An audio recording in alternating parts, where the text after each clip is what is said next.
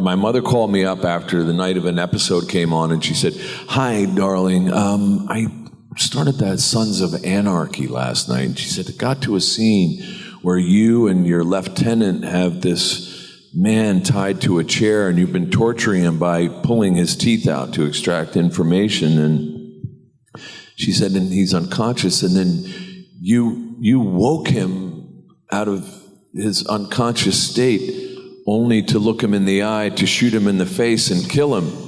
And the actor in me and I went, "Yeah, I came up with that idea." and my mother went, "I won't be watching that show." Right now, we're going to welcome two incredible actors who brought unforgettable intensity to the Sons of Anarchy. One, well, we've also loved his work on Lost and Titans. The other, a fan fave from the X-Files, Supergirl, and the Batman. Get ready for stories straight from the heart of the Sons universe. Let's give it up for Titus Welliver and Mitch Pileggi.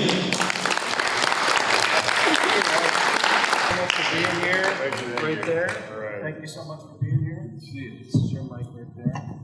How y'all doing? The stands thing before, but it seems it works a little better maybe if you guys hold on to it. So that's whatever you're comfortable with. We got stands if you want them. Yeah.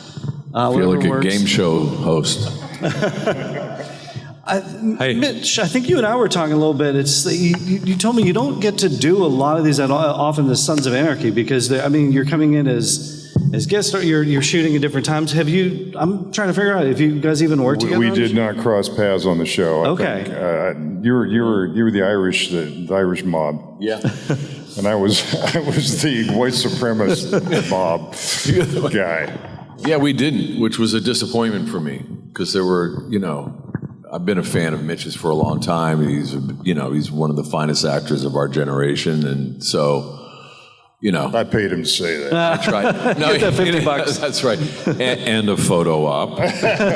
we did a combo on that. But that was the whole thing, and I was constantly bugging Sutter and saying, "Why can't we cross paths?" And he was like, "Just leave me alone."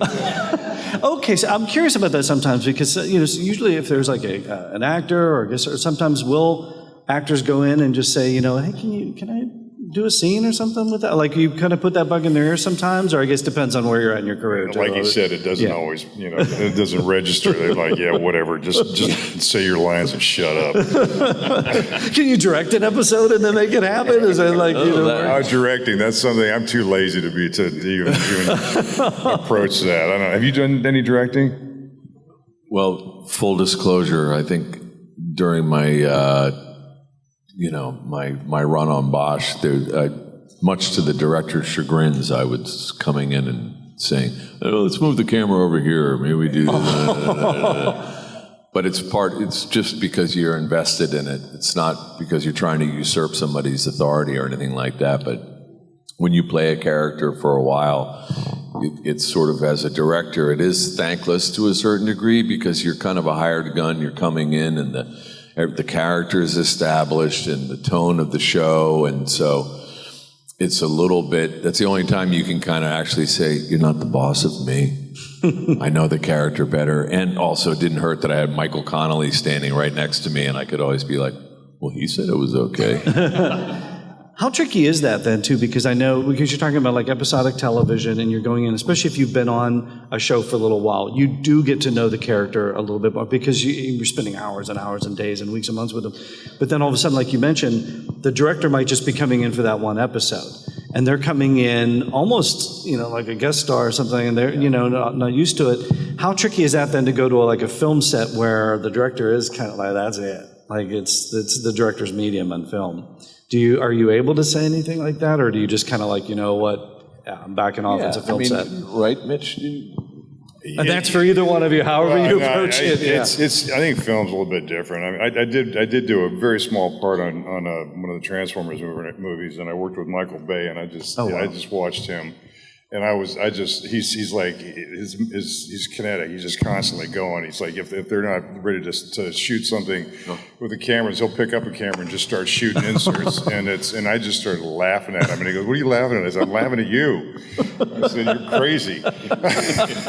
He is. He's a maniac. He is. Yeah. But I have to say, my experience with Bay was that, because I did one of the Transformers movies too, and he was actually really user-friendly. I mean, he's a screamer. He's a screamer and a yeller, and he fires people on the spot, and then, but it only lasts for about 5 minutes. And by his own, he will admit that he's a bit OCD and a bit ADD, but when he gets locked into the zone, but that's the kind of thing he'll do. That's the OCD. If something's not moving, he'll pick it up and do it himself. Yeah. Which is pretty cool to see someone that's that invested. He's really invested, and it was. I mean, it made me laugh, but it was like I was so impressed because he wasn't wasting a minute, he wasn't wasting a second. It was something that was constantly going on with him, and he's got somebody there standing with a camera that he can just hand him and just go. He has to be shooting something constantly. Yeah, actually, you know what? It's funny. Spielberg is kind of the same way. Years ago, I did a series that Spielberg produced. And he would come and hang out on the set. So I'd have lunch with him like every day, which for me, nerd cinephile that I am, I was in hog heaven. But we'd be shooting, and he would say, we're such and such. And they go, oh, well, they're shooting second unit. And he'd go, oh, well, where? Oh, well, they're on the other stage. And Spielberg would go over and operate the camera on second unit, not direct it. He would just operate the camera. Yeah. You had a director, but he wanted to play with the camera. So that's sort of like the passion and the true dedication of people like that. We see them as being so larger than life because they are so incredibly successful, yet those are the kind of guys that you want to work with because they do that. That's the true storyteller of the person, though, isn't it? I mean, that's why when you say a Steven Spielberg film, Michael Bay production, I mean, you see that in there. Everything about them is up on the screen. All of it. Yeah. I'm going to go way back here a little bit before we get to some of the different roles yet. Just the interest in acting to begin with. Do you recall just how you got bitten by the acting bug? And this is for both of you. But that initial spark, and then what were some of those early roles? Or do you recall your first paid gig? Well, Mitch, you can go first. Well, He's a lot younger than I am. I had a whole other career before I started acting, and I had been overseas working on DoD contracts with the military for a long time in the Middle East, and I was in Iran when the revolution started, and that was it for me. I said, I'm going to go back and find something else that's a little bit more sane. Well... How's that going? Silly me. Yeah. But I started, I thought I was kind of kicking around trying to figure out what I wanted to do. And I had done some high school stuff and a little bit in college and nothing serious. But then I just figured, I went down to Austin and started doing community theater. And I got on stage and I got my first laugh. And baby, that was it. Wow. It's like it was like a drug.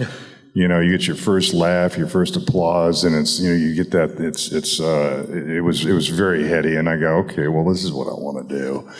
And so I did. I continued to do stage, and I did a lot of it. I was doing back-to-back plays down there, and then I finally got to the point where I thought, I left my wife and I said, I'm going to LA to try to be an actor. And she said, have a good time.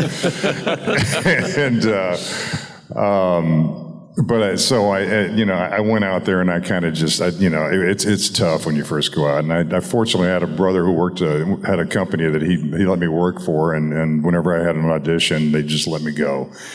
And then one day I walked into a room and I met Wes Craven. And that was probably one of the biggest moments of my career. And I had no idea that I was walking into a room and that he was going to be there. I didn't even know he was involved in the movie that I was auditioning for. I was auditioning for a really small part, and I ended up getting the main killer in it because he saw that I was crazier than shit. So.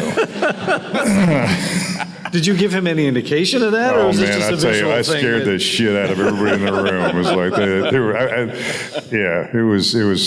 it was a lot of fun. It was like, okay, I finally got to release everything, and I did. I let it go. Wow. And so he gave me this great role, and I got some attention from it, and got a better agent from it.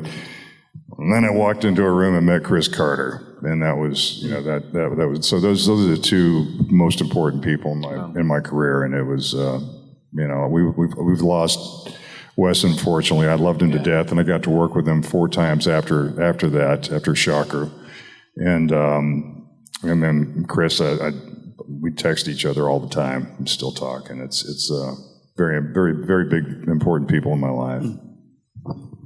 And Titus, you? Well, I originally my career path was to be a fine artist, to be a painter. I'm the son of Neil Welliver, who was a very well-known, prolific American abstract expressionist. And so from a young age, both of my parents were artists. That's what I really wanted to do. And I suppose it's like when that's what is around you all the time. That does not mean that if you are, you know, the child of an artist that you have any kind of a gift, but 2 out of my 5 brothers, myself and my older brother, both drew and could paint, and that's what I wanted to do. And so I started formal training, studying with my father when I was 12, and my father at that time, his ascent was well on its way, but he was also an academic. He ran both the Graduate School of Fine Arts at Yale and the Graduate School of Fine Arts at University of Pennsylvania. So I was getting this training. Now, it's one thing when you're a student at a university, it's another thing when it's your dad. And my father was a stern taskmaster, so there were no shortcuts. He was pretty hard on me. So by the time I was going to art school, I'd already gone through all this formal training, and I got there and there wasn't anything they could teach me. And it's not because I was so incredibly talented that I knew everything, but I already had the technical skills, and it was about trying to find what I wanted to paint, what I did. So I went to art school at a school in Vermont called Bennington College, which was a very progressive, hippy-dippy liberal arts school, which had, the ratio was 12 women to every male, and I lost my mind. And a lot of accessibility to, the drinking age was 18, and there were other distractions, and I just didn't go to class. I was like John Belushi in Animal House. I was on the 10-year college program. And after a, kind of an abysmal year, my father kind of sat me down. He was not happy with me at all, and said, let me ask you a question. When you're not thinking about drinking beer and smoking grass and beautiful girls, what do you think about? And I said, acting. And he went, then that's what you got to do. And he was living in Maine at the time, and he gave me a one-way bus ticket back to New York City and $400. And he said, good luck.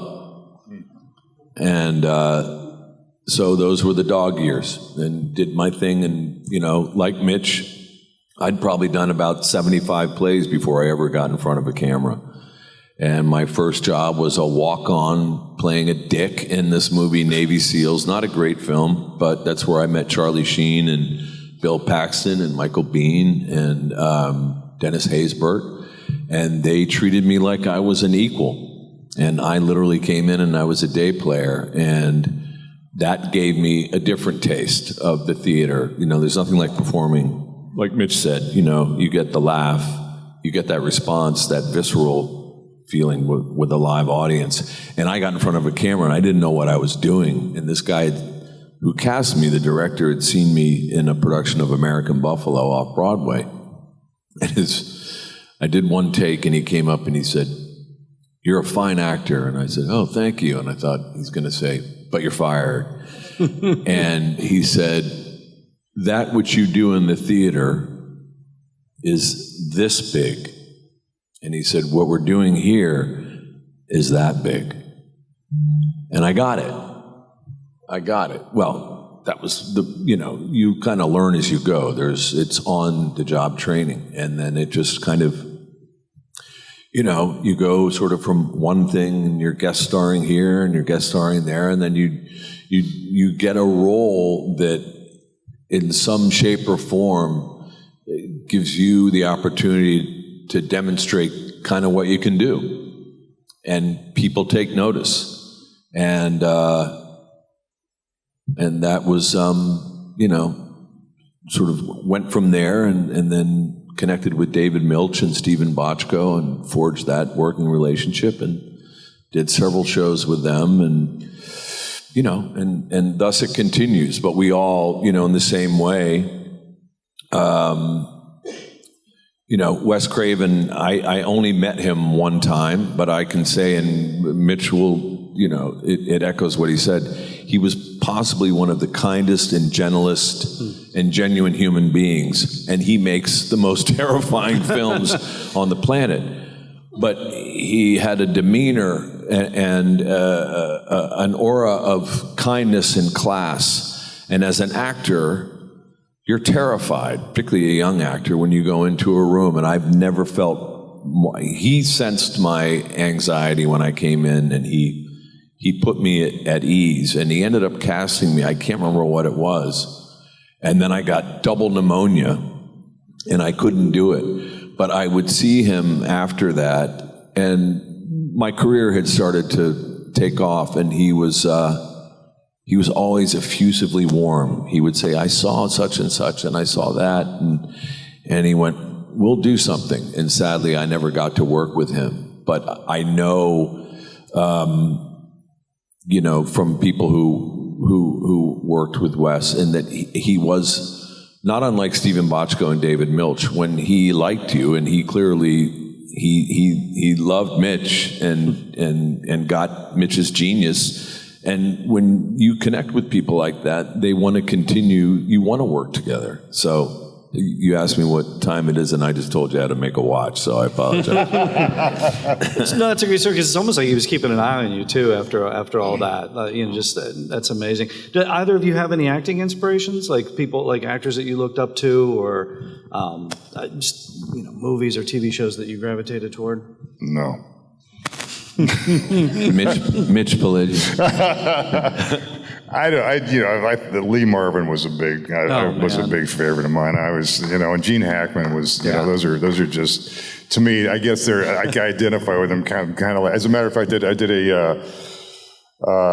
a movie with Al Pacino down in Puerto Rico, and I was talking to him about, I told him, I said, I have to tell you, I've been stealing from you for my whole career. And he just laughed, and he goes, no, you got your own thing. He looked at me and he goes, you got that Lee Marvin thing. And I was like, man, wow. What, that just like, I almost started crying. But I said, thank you. That means so much to me, because I have so much respect for his career, and he was a badass, and he was so good, and he had so much fun. He looked like he was having so much fun in his roles, and I think that's what I try to aspire to do. Is sometimes I have a little bit too much fun, and when I'm shooting, and it annoys some of the other actors. But it's like that's the way I get myself rolling into the scene. Did Al say, Mitch, I gotta tell you, would you ever consider doing Nightmare on Elm Street? Because those movies fucking terrify me. How the fuck? You played a guy who got electrocuted and came back, scared the shit out of me. I heard you had that talent, man. I didn't do that for applause. I have awesome. Al Pacino Tourette's. And how many others are in the repertoire here? I just worked with Al too. I just did a film that's coming out in the fall, and he's the sweetest. He's so sweet. He would hug me and kiss me all the time after takes. You have to imagine, as a young actor, I mean, he was a great inspiration. I think everybody, worth their salt. He was a hero, and he was so incredibly generous as an actor. He really was. And I had met him a couple times before, And I got onto the set, and I did this thing when I was doing Deadwood years ago. It was a kind of my version of a rap gift to David Milch, in which we had a behind-the-scenes crew that were doing a Making of Deadwood documentary for whatever, like the box set or something like that. And so I did a really spot-on impression of David Milch.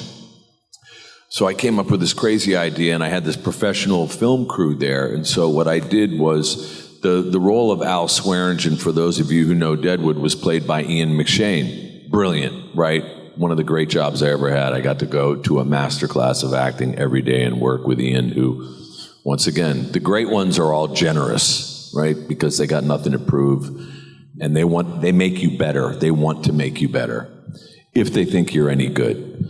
And so I did basically meetings between David Milch, like he was interviewing these actors for the role of Swearingen. And so I did Al Pacino, Robert Duvall, Christopher Walken, and Robert De Niro, both sides of the camera of this thing. And then we showed it at the wrap party. And then ultimately HBO bought it and they put it on the box set. Whatever, it was kind of just a fun thing. So my first day of work, I walk on set, and this director says to me, "Oh, Al is really excited. I showed him the Deadwood thing." And I'm doing an impression of Al Pacino in this. And I was mortified, and I thought he was kidding, and I went, "Yeah, right." And he went, No, he really liked it. And I was getting ready to step onto set to work with him. And now, all of a sudden, my joy and my excitement goes, I'm so mortified and terrified. I'm like, this guy is going to think that I am the biggest asshole on the planet. And here's my opportunity, and he automatically has a dislike for me. So I come onto the set kind of sheepishly, and Al is sitting in his chair on the set. And I walk on, and the director says, "Al, this is Titus." And Al turns around and he goes, "Harry fucking Bosch." And then I went, "I'm gonna be okay." And we worked together, and we did our stuff. And and he would always hold my arm. He was and would regale me with stories from Serpico and Dog Day Afternoon. This is like crack for an actor. And he was very open. He would tell you stories whether you asked him to or not. But he was obsessed with YouTube, and he would say, "Do you ever watch the YouTube?" And I said, "I don't." And he calls it the YouTube, which made me laugh. So when he would go to his trailer, and then he would come back on the set, and I'd go, "Al, what have you been doing?" "I was just watching this video where this guy was making a souffle. Do you like souffle?" And I go, "Yeah, I like." "Have you ever had a lobster crab meat souffle?" "No, I haven't had." "Well, now I know how to make one." And at the end of the day, and when they called me out and said, "This is a picture wrap on Titus," and I walked with Al back to his trailer and said goodbye, and he gave me a big hug and a kiss, and then he kind of put me out like he does with John Cazale in Godfather 2, and I thought I was going to get the kiss of death. And he was very sweet, and he just looked at me and he went, "By the way, you do me better than me." With that big smile. Wow. You know what? That was a moment. Man, what a gift. That was perfect. So before I told you how to make a watch, that was a grandfather clock. I was hoping. Sorry, I got to learn how to speak in sound bites. Mitch is much better. I was hoping it was going to end with you having a souffle with Al Pacino, like making a souffle. We're going to talk a little bit about Sons of Anarchy. Of course, that's what the panel is. What drew each of you to your roles on Sons of Anarchy? They said yes. No, I tell you, I walked in the room and Kurt was, every time that I've walked into an audition and they say, "Hey, I'm a big fan of the X-Files," I'm like, that's the kiss of death for me. Oh. And it's like I've never gotten a job where they've said that. And as soon as I walked in the room, It's the first thing that came out of Kurt's mouth, and I was like, "Oh, fuck me! I might as well just leave," you know. But I ended up getting it, you know. And so it was, and I mean, this guy was a white supremacist meth dealing pimp. It was a trifecta for you. No method acting. And I thought, you know, it was very. There were some uncomfortable moments when they were putting the swastika on my neck and all the Aryan tattoos on my arms and stuff like that. It was they'd ask me at the end of the day, they go, "You want to, if I was shooting the next day, you want to leave them on so we can, don't have to put them on tomorrow?" And I said, "Yeah, no, I'm not going home with a swastika on my neck for my 9-year-old daughter to look at and go, 'Daddy, what's that?'" Or just even driving in traffic if you get stopped or something. I know, right? Like, oh, I'm screwed. But What's the problem, Officer Goldstein?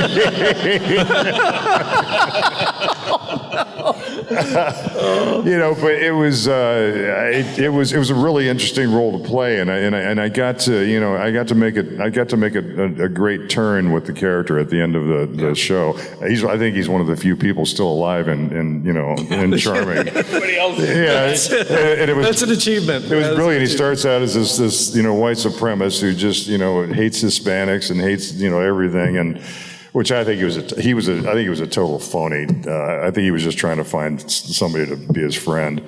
But at the end of it, he ends up marrying this Hispanic girl, and I thought it was brilliant. And it was yeah. So, but it was just he said yes. And Titus?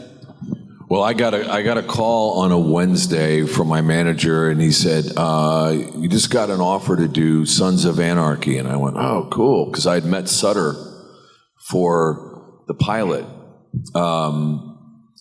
and I just wasn't. I didn't feel right for the part. It was the Elvis impersonator. I'm drawing a blank. This is bad. Boone. Yeah, Boone. Boone's character, Mark Boone. Yeah, Mark Boone's character, and I just didn't. Yeah, Mark Boone Jr., who killed it, of course. But I just didn't feel it didn't work anyway. And I said, "Oh, cool, man. So, am I one of the Sons, or am I an opposing, club?" And he said, "No, you're an IRA gun runner." And I went, "Oh, that's cool." And he said, "How's your Irish accent?" And I said, "I've got a great dialect coach, and so I'll get it together. When do I start?" And he said, "You're on a plane tomorrow morning, out of New York, and then you arrive in the afternoon. You go straight from the plane to a costume fitting, and then you start shooting the next morning on Friday." And I went, "Okay."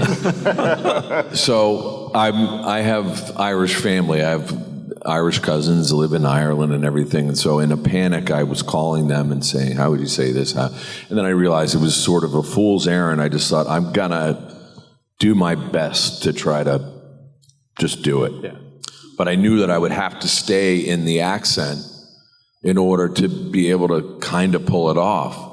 So when I got on set, and I didn't know any of those guys and didn't know the director or anybody, and I was in the accent the whole time. And it was about 2 weeks later, I was having lunch with all the guys, Charlie Hunnam and Flanagan and Ron Perlman. We're all eating, and we're kind of telling funny stories and laughing. And I start to tell the story, but now it's a couple of weeks in, so I'm comfortable, and I just start speaking my own voice.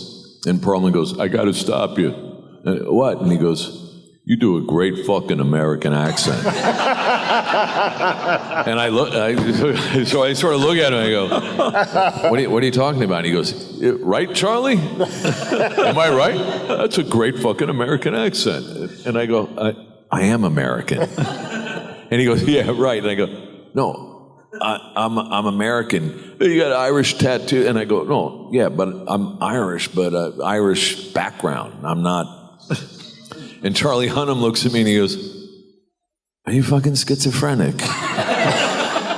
Anyway, the long and the short of it was, that's how that came to be, and it was a crazy character. I was just telling Mitch, it's the only bit of work that my mother wouldn't watch. My mother called me up after the night of an episode came on, and she said, "Hi, darling, I started that Sons of Anarchy last night." And she said, it got to a scene where you and your lieutenant have this man tied to a chair, and you've been torturing him by pulling his teeth out to extract information. And she said, and he's unconscious, and then you woke him out of his unconscious state only to look him in the eye, to shoot him in the face and kill him. And the actor in me and I went, yeah, I came up with that idea. and my mother went, I won't be watching that show. But she loved Deadwood with all that. Deadwood didn't bother her. But it was good. That was a great group of people to work with. It really was. It was for all that you saw, all the violence and the insanity that was there. It was a tight-knit group of people, and we laughed. Despite what we were shooting in between, it was a fun group. It was a little testosterone filled. Sometimes people there was a lot of testosterone on that. They got confused that they were really in a motorcycle club, and I was kind of like, that's a costume. If you wear that, off campus, you'll get killed by one of the pagans or somebody. Don't do that. But it was great. It was, and I love Sutter, and I've stayed in touch with him over the years, and it was a great experience. But it definitely, for a minute, it took me about 6 months, almost a year, to kind of get the stink of Jimmy O off of me, because I got offered a lot of crazy, violent, psychopath roles, and I just, and I needed to work. And I was like, okay, I'll play him, but can he have a limp and a lisp or something? I don't want to be too mean, but yeah, it was fun. I love the fact that your mom had to recount the whole scene to you, as if you weren't there doing it. It's just just in case you forgot what you did. She just wanted to, drive that home. Was hitting it with this is the reason I love you, but I can't watch you. That's fair.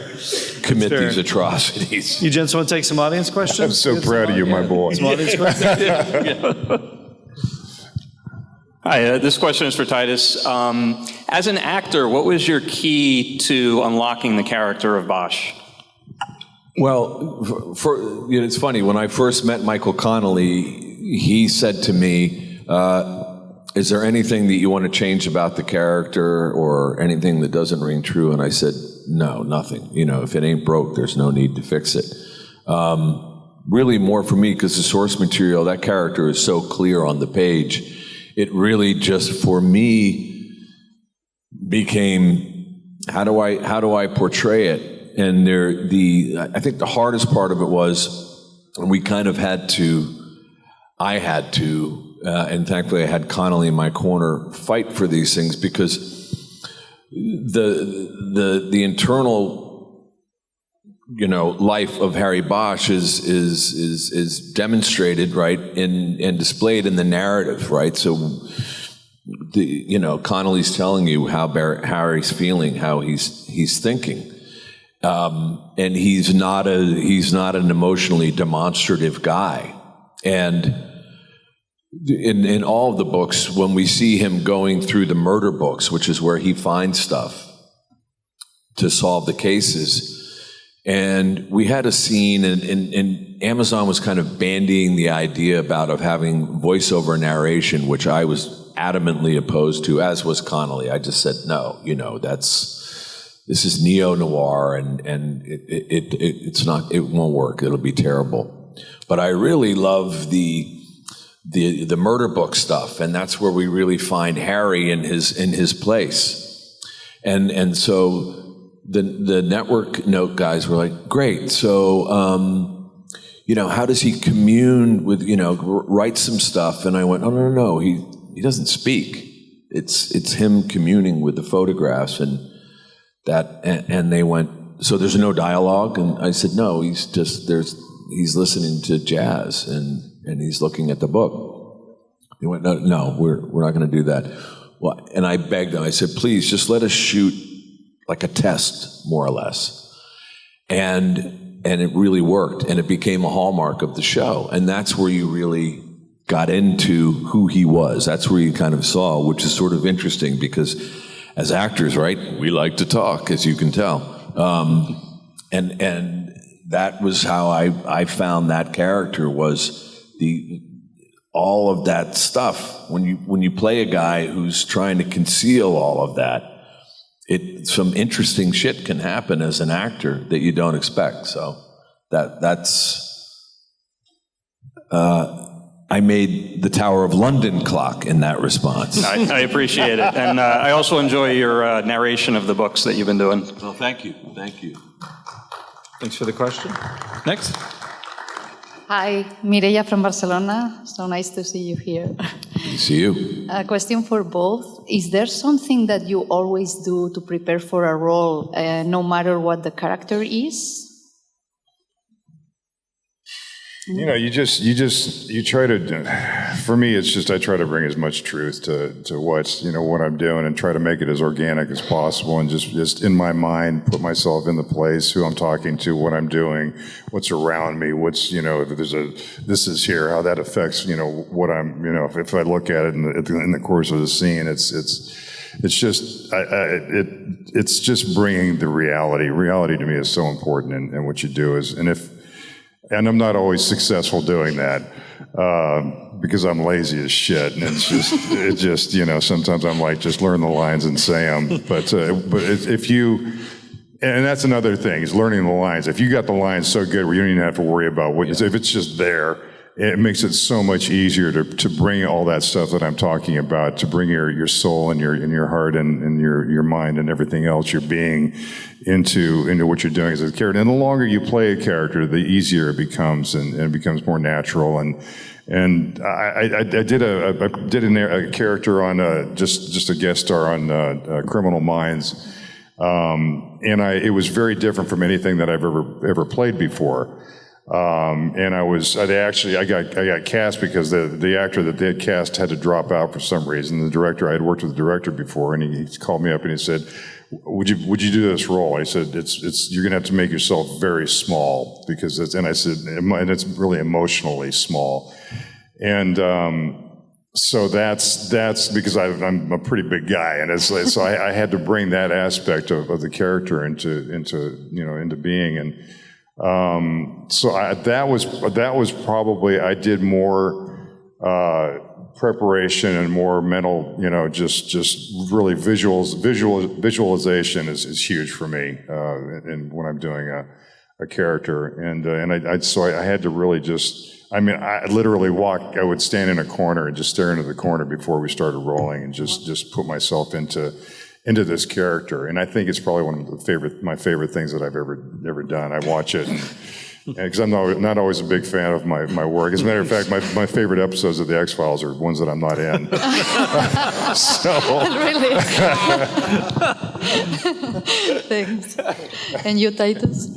I'm sort of the same school. I always say, look, if the playwright has done a good job, that's your job, is to facilitate what they've put on the paper, and you can bring nuance and things performance-wise, but that's your job, right? And so, of course, some things you have to do research, right? If I'm going to play a Navy SEAL, I'm going to spend time with Navy SEALs. I'm going to, I did that with Transformers. The training was set up, and so I had real team guys that were teaching me how to move and their style of weapons handling, which is very different than the Marine Corps or, SF 5th Group.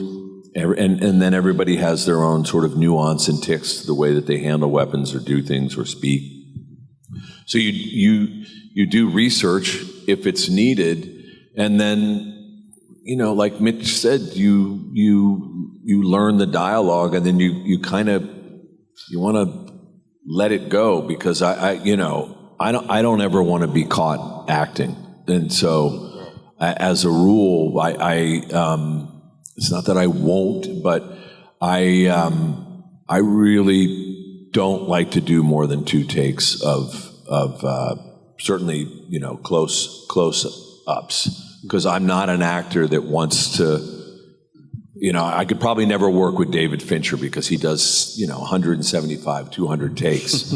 And I can't work that way because once I've got the thing out there, then I'll start acting and I'll start second guessing. But I know some people that really need to get a run at it, and I don't, not because I'm so great, but you come prepared. We are of a school, and some of these youngsters say, oh, you're old school. Well, no, we're badass school. It's called being prepared. Show up, know your lines, show up on time, know what the fuck you're doing, learn people's names, treat people with respect, and that's your job. Because at the end of the day, it's make-believe, right? I mean, it's make-believe. You've just got big, great sets, but it's Halloween. It's fun. Now, I don't want to deny or diminish all of the work that in your technique and that you learn to do that. But at the end of the day, that's what it's really all about, listening and knowing what that character's doing from moment to moment. And the other stuff is kind of window dressing. But to speak to, you're talking about Lee Marvin, guys who are, when you see movies with Lee Marvin and Gene Hackman and Steve McQueen, all three of them were United States Marines. When you watch their films and they're handling weapons, you know that they've actually handled weapons. And so that, for me, became an inspiration as an actor. I thought, well, if I have to play a cop or if I have to play a military guy, and it changes, you have to do that homework. You have to invest in that, because otherwise, anybody who's in the military, they see the way you pick up a weapon or draw a weapon or reload a weapon. It will ruin the film or the television show for them. They just go, ugh. And so that's your job, and you do your homework, and then you kind of forget it because it possesses you, it inhabits you, and that's when it's good. When it doesn't, it means the writing is really shitty most of the time. And that really doesn't make a big difference. You got bad writing, man. It's like you got to bust your ass and try to do something with it. Yeah, you try to elevate it, and then they see you busting your ass trying to do something with it. So it's just you just hope you get good writing. Thank you so much. Thanks for the question. Thank you.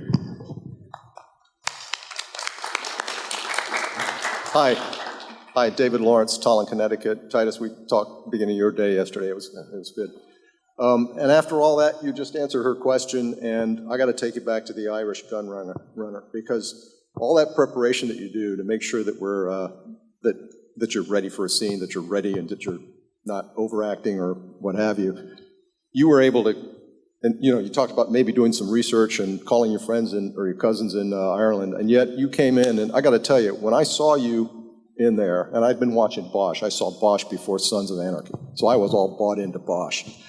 And I saw the Irish Gunrunner, and I had to go look you up to find out whether you were Irish or American. So I get where Ron Perlman was coming from. I mean, it was fantastic. So how did you actually accomplish that? You kind of glossed over. How did you get from on the airplane to on the set and complete that journey the way you did? I just kind of, I'll be honest with you, I just kept trying to remember my grandmother speaking to me and things like that. Yeah. Now, full disclosure, my accent is terrible in that show. My cousins would literally call me from Ireland. Okay.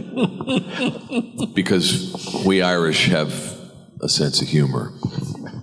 And they'd be like, yeah, Titus, I was watching a fucking episode last night, and there was a couple of scenes. 1 minute you were from Donegal, and the next one you were from Belfast, and then I think you were from southwestern Ireland. I couldn't put a fucking pin in the map where you were supposed to be from. So, you're being very generous. I think that I fooled some of the American audience. I mean, I've never been. I think somebody.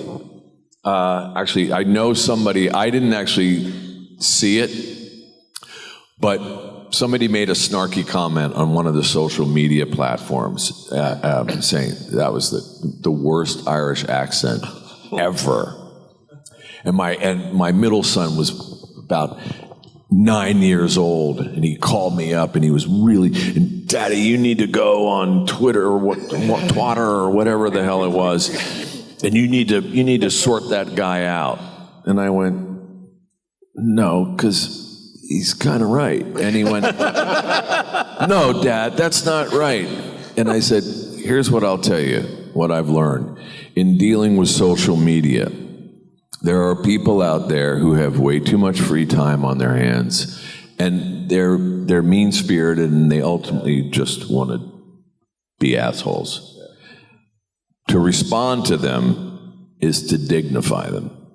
So I don't respond. And, that's really esoteric for a 9-year-old kid, because my son was looking at me like, you should find out where they live and go punch them. But thank you. I'm glad I convinced you. It's a very healthy attitude you have. I hope that translates over. Yeah. So hello, my name is Huel. I'm from Hamden, Connecticut. And I want to kind of cheat and ask 2 questions. But the first question really quickly is, I know both of you have done voiceover work, and I was just curious how you compare that to doing actual, in front of camera work versus behind the camera work in a voice studio. And the other question is, both of you have played iconic characters in terms of, in these various series. And so I know, because you are playing those characters, and many times in these series, there may be different directors that are coming in. Have you ever had a director come in and say, you need to do it this way, but in your mind, you're like, no, that's not what this character would do, or that's not what this character would say? Have you ever had those kind of, I don't want to say disagreements or run-ins, but I was just curious in terms of just different directors that are coming in various series? No. I don't have a director ever come. As a matter of fact, I got to the point where I got directors just quit trying to direct me. I'd love to be directed, but it's I think I scared the shit out of them so much that they were afraid to direct me. So they just kind of were. They didn't say, look this way or that way. It's because they knew I was going to look the way I was going to look. As far as voice work, you were asking about if we. Compared to the live action stuff. Man, I love doing voice work. I wish I could do more. I'd love to do more, and because it's so easy, you just go. You don't have to memorize your lines, but you can just, and you don't got to even take a shower or take a, it's or shave or anything. You just stand in front of a microphone and nobody sees you, so it doesn't really matter what you look like. You're Commissioner Gordon. I mean, you get to I did Commissioner Gordon in the Batman thing. Yeah, how cool is that? Yeah, and I've actually got an audition that I have to have in by Monday that I'm supposed to do, and I'm trying to figure out what to do with something that. We're gonna love. It's a Berenstein movie. Oh, okay. Berenstein very cool. Bears thing. I don't get called. Be the dad? No, to be one of the bad guy. A bad guy. A bad bear? No, I don't even know. Are they all bears? I don't even know the bears. We're not going to get any calls from the studio or anything, are we? It's a spin-off. It's going to be Mitch Pileggi is a bad That's intriguing. Tell us more. Bears of Anarchy. No more Mr. Bad Bear.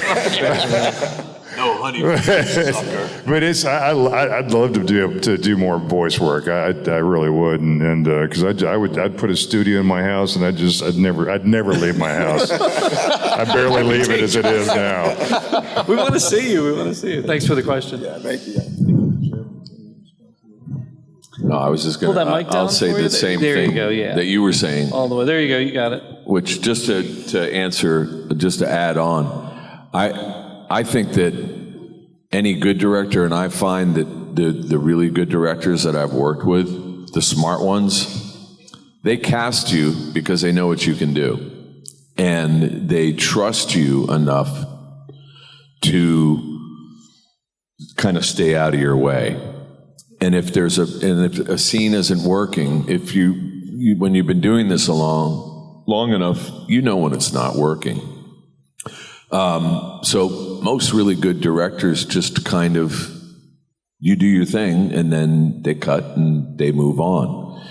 But there's also directors that micromanage, and particularly with a lot of younger directors, they feel that they have to justify their paycheck by micromanaging and doing stuff. And I have an expression for that, or I would say a response to that when those things come up. I simply say, go get your fucking shine box. And, Shine my shoes. yeah, and that goes over like a lead balloon. But anyway. So you have an Al Pacino and you have a Joe Pesci. Yeah. There you go. Yeah. But Mitch is right. I mean, voiceover stuff is fun because you break all the rules that you can't do on camera. You can be so broad and so big and crazy and be in your underwear and flip-flops and wearing a baseball hat backwards because nobody's seeing you. But that stuff is fun. It's so much fun. It's really fun.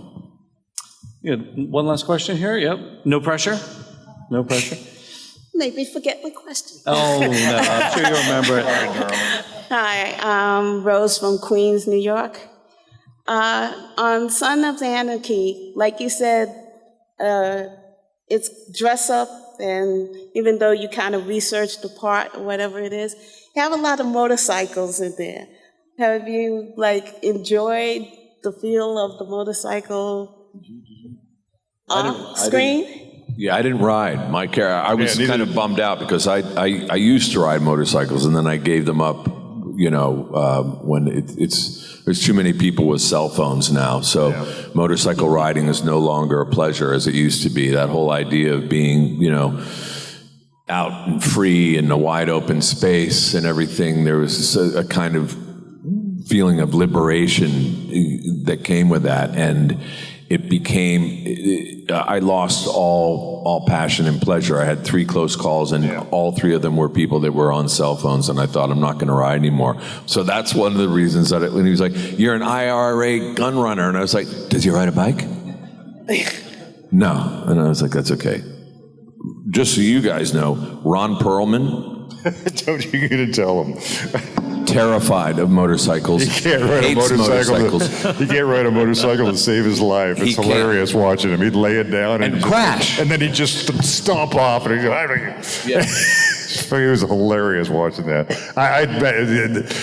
Darby had a Suburban. He didn't have a motorcycle either. So I was bummed. I'm a motorcycle rider, so that's. Are you? Yeah. Listen, my midlife crisis was a Harley Davidson, and as Titus said, it's like in the course of 1 week, I had people turning in front of me at intersections. I almost laid it down twice, and I went and bought a Ford F-150. So that was. Thank you for your question. I'm going to close it out real quick. Look, it's a comic book convention. I'm a comic booky guy. I've got to ask you real quick if you can tell us your best experience on Supergirl and also just approaching the character of Lex Luthor, something so iconic. How did you lean into that character? So go first for Supergirl. I don't know if there was any best experience. I just remember there was one scene that I had shooting with Melissa. And I was supposed to be running. We were running at each other, and the floor was very slippery. And I said, I'm slipping. I need something. So they put something on the bottom of my feet. Well, we were running at each other, and when I went to stop, man, I stopped, and I just went flying straight at her. And I was, if I hadn't tucked, I know how to fall. And if I hadn't tucked and rolled the way I did, I would have just crushed her. And she looks down at me, she goes, that was the most graceful fall I've ever seen in my life. Doing your own stunts. Oh, it wasn't intentional, man. Believe me. And then leaning into Lex Luthor, my goodness, the history, you talk about Gene Hackman as one of the actors. Yeah.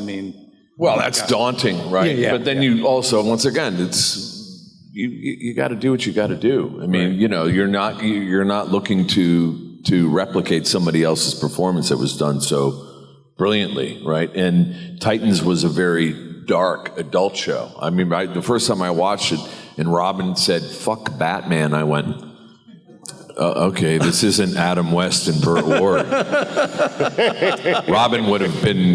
Alfred would have sent him to bed with no sandwich for even saying F Batman. With a spanking. Yeah. No.